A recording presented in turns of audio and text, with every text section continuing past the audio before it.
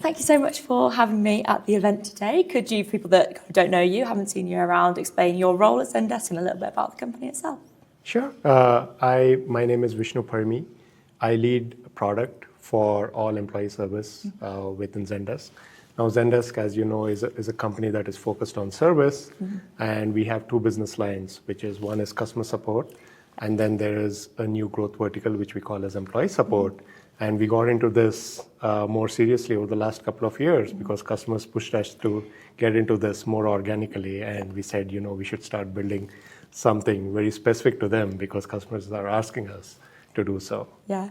And like you said, the kind of pressure has been increasing over the last few years. I feel like everyone's expectations and everything is rising. So could you tell us a little bit about kind of how those expectations have changed, especially when it comes to, digital tools, all of those things? Yeah, there's a lot of change in terms of expectations, especially if you see the world before Gen AI and after Gen AI, right? Post Gen AI, now the expectation is, hey, I have a business process within my company. I would probably be happy prior to Gen AI if I shaved off 30 seconds of my process. And I'm like, great, you've done a great job, and over thousands of processes, a lot of saving. And then the questions that we are being asked right now is, hey, can you completely automate that process so that it's not like shaving 30 seconds, but it's shaving 3 minutes or probably 5 minutes in that. Now, if you're getting asked that question because you're able to see that externally in the consumer market with what OpenAI has done, we could potentially replicate some of this in the B2B market as well to automate business process. And those are the kind of challenges that we are prepared to solve with the whole ecosystem that we are investing across Zendesk. How do you see the kind of relationship changing between employee expectations and customer expectations kind of moving forward? I think more and more they are converging. If you see earlier, customer support was always like, hey, it is business driving, right? If the customer is unhappy, then they can churn, and as a result, you can take a hit on your business. So that's why it's a very important thing to actually have the best customer support possible. Amazon has shown it, the better the customer support, the better the company is. Now you look at it internally, especially during COVID times, right? If you're not keeping your employees happy, then they leave, and as a result, there'll be a lot of churn. And in this fast-moving world, you don't want to lose talent, especially in these days, right? And to keep employees happy, you have to invest in support tools. And it cannot be the old way that we have been doing things. And people are even working remote these days. Now, when employees are working remote, they're not meeting their colleagues on a day-to-day basis. That means it's already something that they're grappling with. And when it comes to the company not supporting them well, it just doubles down on them being and continuing in a particular company. So that's why I see that in the last 4 or 5 years or 6 years, that has been equally important for a company to be successful as you keep your customers happy. Yeah. And do you have kind of any maybe tips or tricks for that in terms of working with people in different countries and working with people across different tools and different systems? There's so many kind of things that have to come together. So what does Zendesk do there to make that all kind of work? Yeah, I mean, if you see from different countries, right, employees, they have different cultures. Now you have to have employees from different cultures to be able to work well with each other, collaborate well with each other for the company of even Zendesk or even larger size to be more successful. Now, how do you bring in those tools? You cannot go everywhere and say or personally provide that kind of a support, right? But then they expect personalization. And that's where a lot of these automations come in.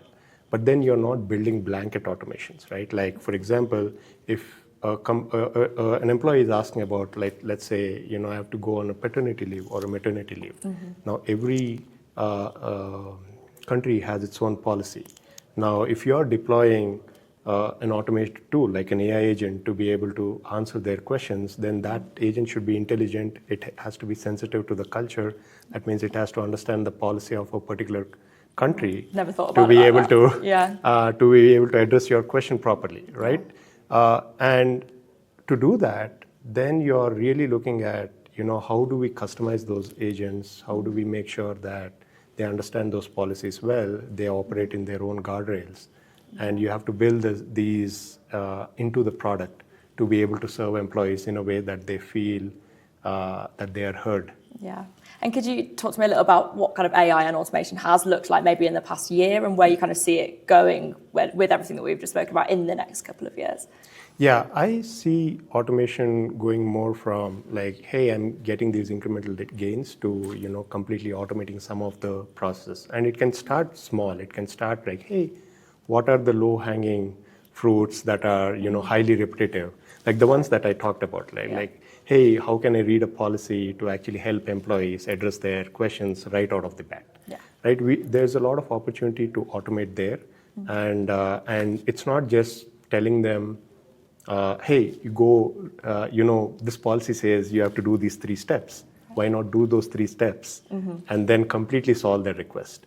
And that's where we are going more and more as we go towards more of autonomous support. Now, there's also, we have to be careful in this way in world. You can actually do that, but then most of the pain happens in those edge cases, right? Like unseen cases or situations that are very complex. Yeah. So when you're building these automations, you can do this, but also you should, as an automation engine, you should know when to escalate it back to the human and when to show that empathy for a particular case that is not common, and you need to be heard to be able to be completely addressed properly. Yeah. And how are you kind of finding balancing with it being such a personal topic? I know we talked about kind of churn and looking after employees. Where do you kind of balance between looking at the tech side of things and looking at the AI and then looking after the people? How do you kind of find that balance there? Yeah, I think it's about, like, if you're particularly talking about agents, right? Like today, like human agents. Today, there's this notion that, hey, if I deploy tools, like I'll deploy tools, and how many human agents can I reduce as a result of deploying those tools? But I think you should think about it a bit holistically about it, right? It's not just support that is disrupted by AI. The entire company is able to go much faster because of AI. So what do I mean by that? Like, hey, as a company, I'm able to build more products and services because of AI. But then these products and services should be maintained by the same organization, but then they're 10x more than they were before. Then the question to your team is, hey, how do I use AI to increase the support capacity of my human workforce so that they don't get burned down? And as a result, that's not a good experience. And that's where you have to show empathy to the human agents, where you're helping or you're using AI to improve or increase their ability to do more by at least 30 or 50%. Yeah. And how does kind of data and context play a part in all this? I know there's obviously so much going on behind the scenes. Yeah. Where does that kind of play a part? Yeah, data and context, some of it is like personalizing things, right? Like I said, like context plays a lot of role in giving personalized support, whether it can be customer support or employee support. Yeah. The other area, I think data will play a huge role when you imagine that a lot of these interactions will be completely automated is generally around governance. Yeah. In this newer world, if you had like 10 interactions before, you'll probably have 100 interactions right now. Yeah. And those interactions, like you have done before, need to be monitored, but you have to monitor in 10x scale. How do you do that? Yeah. How do you make sure quality and accuracy are consistent across all these interactions? Now, this data is collected, it's there in the system, but somehow you have to make sense out of this data and make sure that we are doing the right things. And that's when you're completing this loop, you're really providing a really happy and autonomous service. Perfect. And kind of maybe my final question would be looking into the future. What are you excited about? What do you kind of expect to happen and to change in the next? I know it's almost impossible to say with so much changing so quickly, but yeah, what are you excited about that might be coming up?